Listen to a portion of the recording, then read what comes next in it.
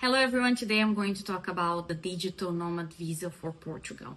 You have the temporary type of visa that is only valid for 1 year and it has multiple entries. And the other one is a residence permit type of visa.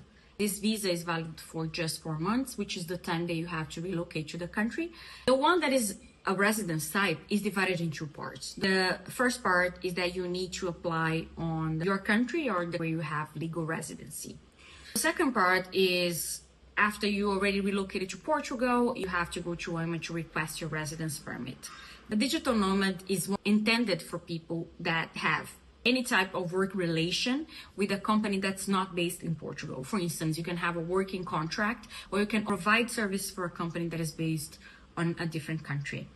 And one of the things that is very important to highlight is when you are applying for the visa, one of the documents that the consulate will ask is a letter from the company saying that they are aware that you are relocating to Portugal and that you will maintain this work relationship with you.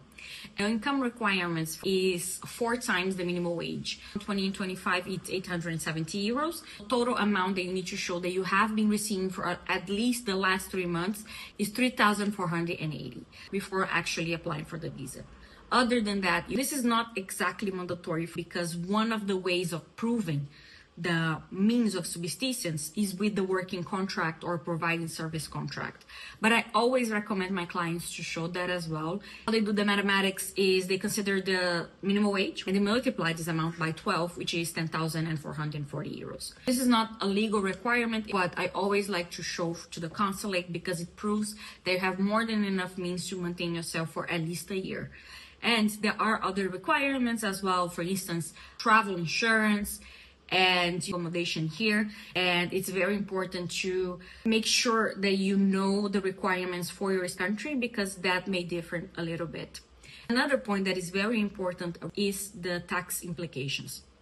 Everybody that lives here in Portugal, they need to have a NIF, which is a taxpayer number in Portugal. I'm not a tax specialist, it's very, very important to highlight, but if you become a digital nomad here in Portugal, you are going to have to pay the taxes here as well. It is progressive tax. So you might have tax rates that may differ from maybe 14 or 48%. That's going to be different depending on your income.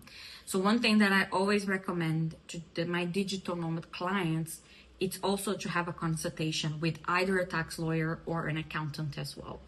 And I did a few videos regarding the state requirements, the timelines, and how to prove the means of subsistence regarding the D visas. If you would like to know more details regarding that, you can also check my other videos. But just so you know that there is a state requirement for digital nomad as well. If you're talking about the one that is a residency, of course. And this one, as I mentioned, it's divided into 2 parts, right? So the first one, you apply for the visa in your country, and then the consulate has 6 days to make a decision. They will hopefully issue the visa. And you have 4 months, 120 days to relocate to Portugal. Once you are here, then you will have your second meeting with IMA, as I mentioned before. And this meeting can be held between 4 to 5 months after you received your visa. So for this second meeting, the documentation is slightly different. And what I do with my clients is I provide 2 different checklists for those different moments of their legalization here in Portugal. After you have this IMA meeting, the legal deadline for you to receive this card is 90 business days. Once you have the residence permit, the first one is valid for 2 years. The second one, if you wish to renewal, it's going to be valid for 3. And after 5 years living here, according to the current law, you may apply for either the nationality or the permanent residency or even both. The state requirements are related to the validity of the card. If you have a card that is valid for 2 years, or 3 years, you are allowed to stay outside of the country for 6 consecutive or 8 non-consecutive months. But of course, exception may apply as well.